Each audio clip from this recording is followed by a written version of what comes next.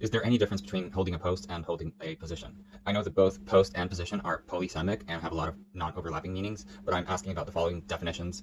Position, a post of employment, a position at a bank, for example, or a position of duty, employment, or trust, which is assigned to one or appointed, like a diplomatic post.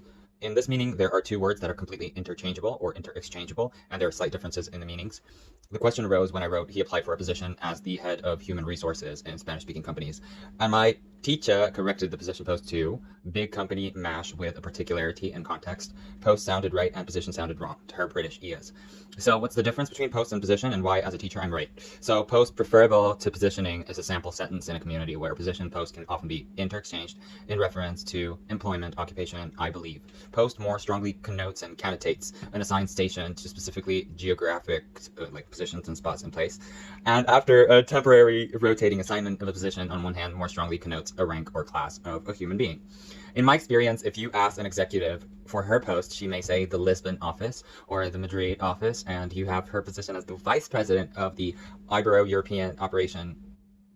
Both positions in post can trace their roots back to the Latin verb pono, ponere, meaning to put or situate something, but the latter, according to Merriam-Webster, came via Middle French or Old Italian, having acquired the meaning of a relay station along the way. And the sense of post is, of course, carried through the court and sent through posts rather than email. The U.S. Army refers generically to its installations as posts. The soldiers post the particular assignments and are given a particular post when on duty. Shanghai consulates, waitresses in warehouse, and warps being sent to posts like tables.